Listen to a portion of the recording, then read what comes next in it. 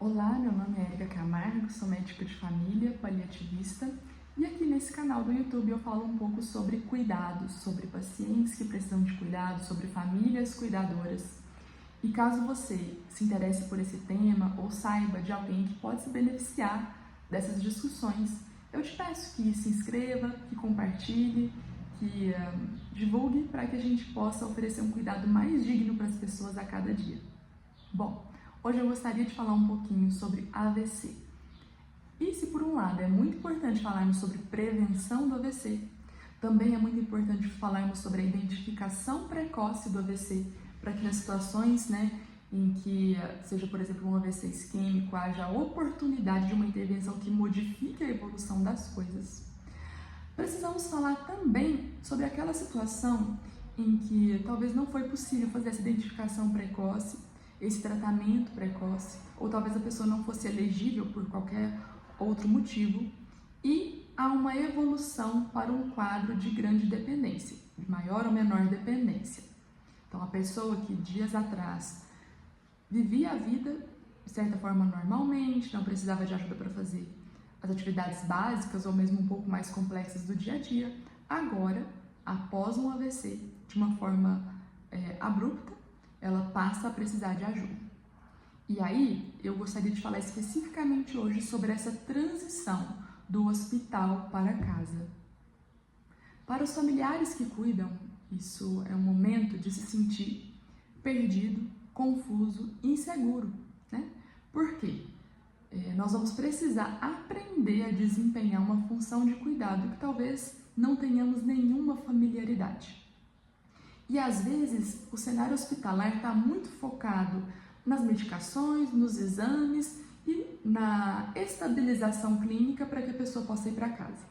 No entanto, o universo dos cuidados passa sem ser abordado. E aí, quando a pessoa chega em casa, junto à família, e se deparam com essa nova realidade, e agora, como a gente faz? E agora, como a gente cuida? O que é uma complicação, o que não é? Então, eu gostaria que você, familiar que está acompanhando alguém que talvez ainda esteja no hospital ou que teve uma alta recente, se atente a alguns pontos que podem ser cruciais, principalmente nessa evolução aí nos primeiros dias, semanas e meses em casa. Então, se você ainda está no hospital, avalie a questão das medicações. Então, as medicações que a pessoa usava antes vão se manter? Houve uma mudança dessas medicações? Essas medicações que estão aqui na receita, que está indo para casa, elas vão se manter por quanto tempo? Eu preciso procurar um especialista para que reveja essas medicações, para que reorganize elas ou não? Elas vão permanecer aí por um tempo maior, né?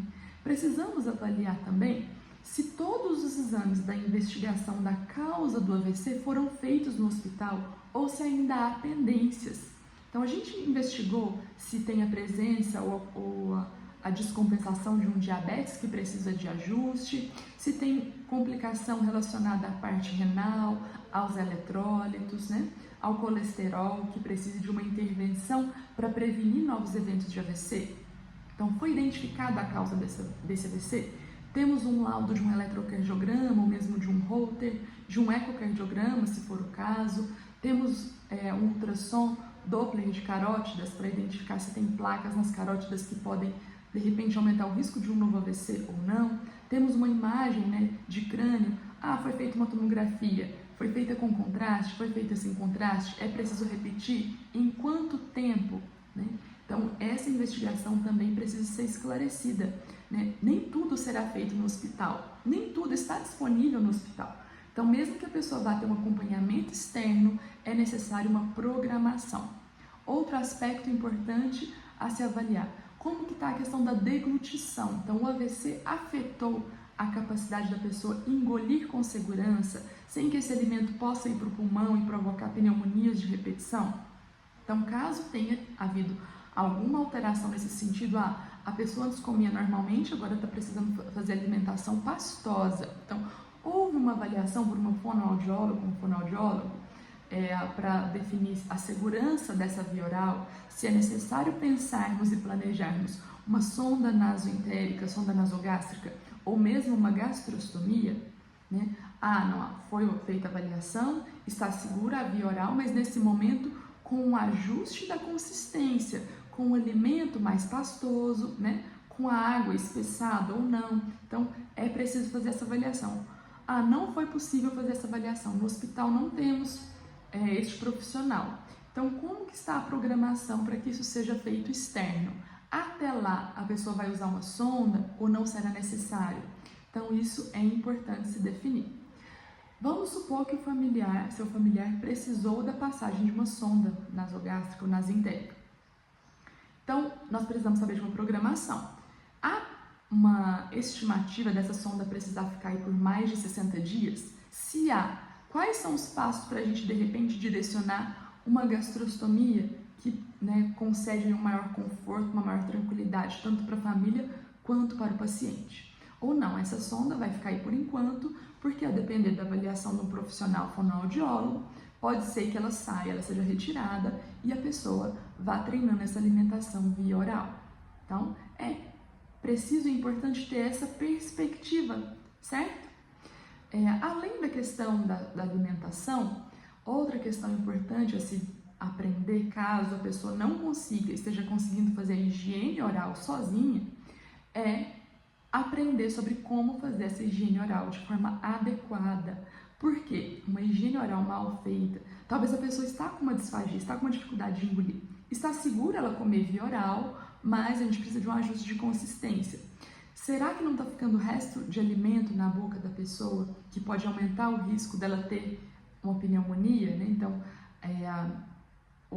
a multiplicação de bactérias ali na boca aumenta esse risco de pneumonia. Então, isso precisa ser avaliado.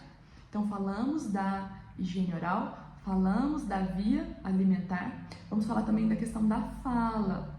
Às vezes a pessoa está com dificuldade de falar, ela pode ter desenvolvido aí uma afasia ou uma disartria, e isso requererá a identificação do que está acontecendo para uma intervenção, né?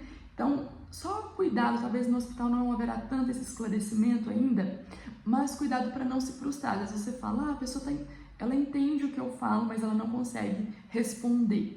Talvez ela não esteja entendendo perfeitamente, você fica ali querendo forçar uma comunicação por uma estratégia que está deixando vocês dois cansados ou frustrados. Então, calma, né?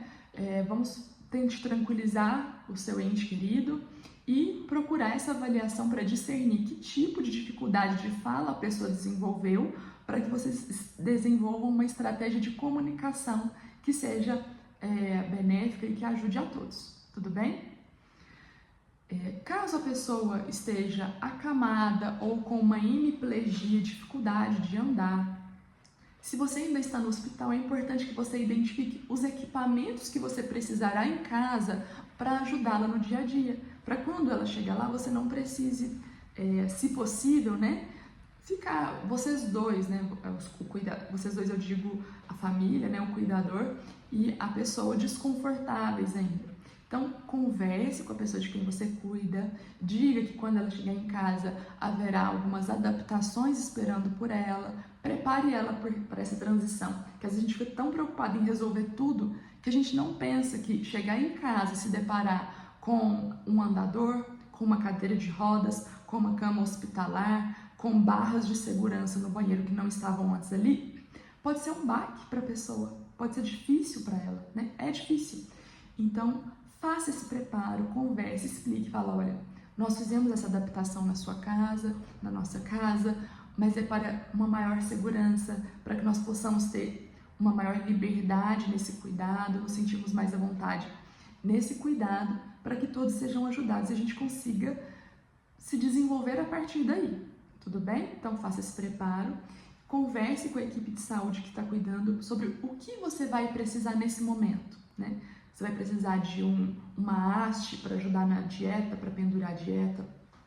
Você vai precisar de uma cama hospitalar, que ajuda muito numa posição mais ergonômica, na prevenção de lesões por pressão, que ajuda, né, no posicionamento seguro da pessoa caso ela esteja acamada. Você vai precisar de um colchão pneumático, que também ajuda muito na prevenção de lesões por pressão, né? As evidências mostram que aqueles colchões que a gente chama de caixa de ovo não tem tanto impacto nessa prevenção, mas o colchão pneumático pode realmente ajudar mais. E há formas de se obter isso por empréstimo, por aluguel, por doação e por compra. Então você pode avaliar a sua situação e como é possível obter isso, né? A cadeira de rodas, a cadeira de banho. Então, identificar o que vai poder te ajudar nesse momento em casa e, se possível, deixar preparado para você já chegar com seu familiar com essa casa minimamente estruturada para esse momento, se possível. Ah, não é possível, não deu tempo, a aula foi um pouco às pressas, cheguei lá. Então, eu já digo aqui para que você possa ter um direcionamento e ir atrás disso, certo? Sempre que você estiver ainda no hospital, o seu familiar está precisando de mais cuidados, mais ajuda, coisas específicas que você não conhecia antes, por exemplo, administrar uma dieta, procure conversar com a equipe de enfermagem e pedir para que eles te ajudem. Nem sempre essa alta terá esse processo de qualificação como deveria ser, partindo dos profissionais. Então eu deixo aqui um convite, um alerta, para que você se inteire disso. Então, olha, tenho um cuidador contratado com o meu familiar, mas eu vou em alguns momentos do dia.